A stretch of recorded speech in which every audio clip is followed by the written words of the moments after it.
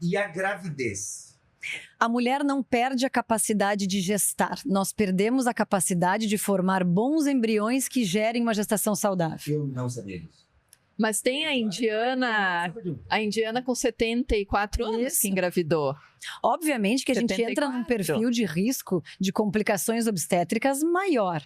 Mas se a paciente está saudável, faz atividade física, uma alimentação boa, não tem nenhuma doença de base, hipertensão, diabetes, a gente tem um cenário muito controlado. Então, assim, é muito possível, é viável e é a nova realidade. Cada vez mais nós teremos mulheres mais velhas gestando. E a gente já tem números disso, né? A idade materna aumentou.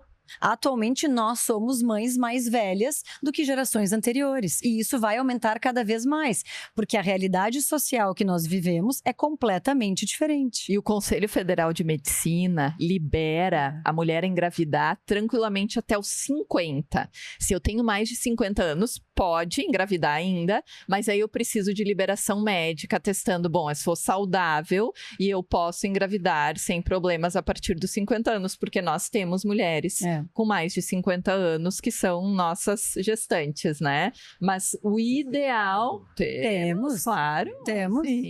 Sim.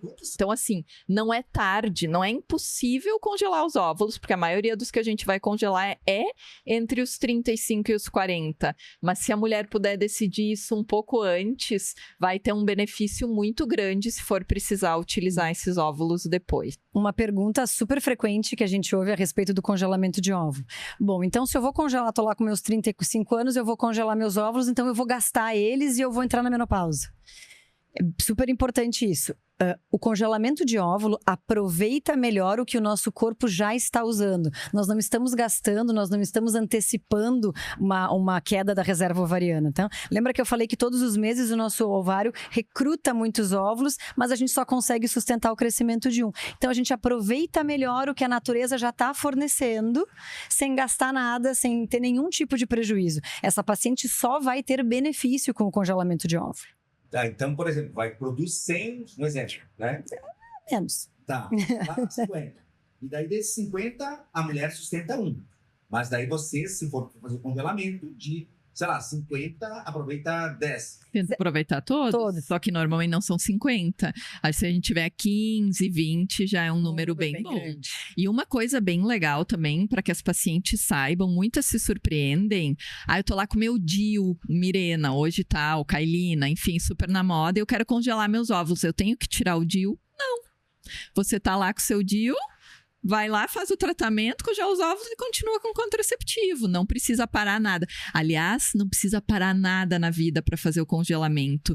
Ele, assim, existe um tabu, um mito de que é algo muito complexo, não vai precisar parar de trabalhar, não vai precisar parar de fazer o que está fazendo, vai ter que se dedicar um pouquinho mais, um período ali de 12, 15 dias, umas fugidinhas rápidas para fazer exame e um dia que vai ter que dedicar mesmo, que é o dia que coleta os óvulos.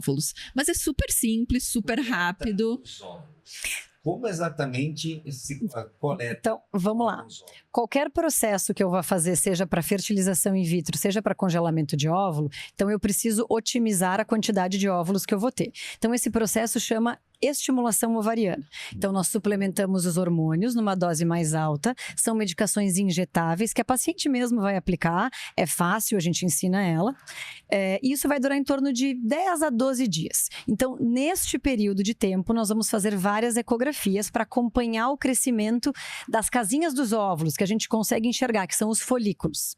Eles vão crescendo até atingir o tamanho ideal para que eu consiga dizer, ó, aqui esse óvulo vai estar maduro.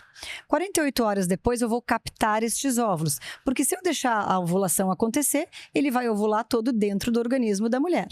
Então, através de um procedimento cirúrgico, mas que não vai levar ponto, não vai levar corte, nada disso, é uma punção via transvaginal com uma agulha bem delicada. A gente vai aspirar cada uma dessas casinhas, desses folículos, tem um líquido folicular lá dentro, esse líquido vem e traz o óvulo junto.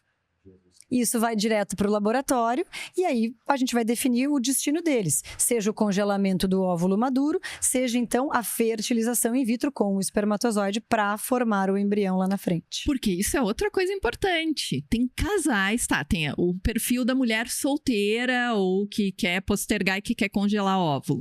Mas eu já atendi casais que disseram, olha, nós queremos ter filho, eu e este parceiro, mas a gente não quer ter agora. O que eu posso fazer? Eu posso, ao invés de congelar óvulo, congelar já o embrião prontinho. Então, o processo é como esse que a Fran falou, tudo igual no início para a mulher, não muda nada, mas no dia que vai coletar o óvulo, o homem também vai coletar o espermatozoide, e ao invés de congelar o óvulo, eu vou fazer o embriãozinho e congelar ele pronto. Aí, o casal volta dali a 2, 3 anos para fazer a transferência desse embrião com a mesma chance que tinha quando congelou. Esse que é o ponto. Se eu faço isso com 34 anos, e eu tô falando da idade da mulher, eu congelo isso no tempo. Se eu tiver 40 anos, a minha chance de engravidar é igual a quando eu tinha 34 anos.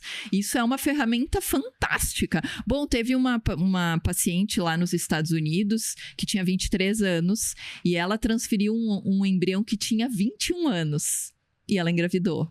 Obviamente que era de outra pessoa, né? Então ela adotou esse embrião que tinha quase a mesma idade que ela e engravidou e deu tudo certo. Então é congelado no tempo.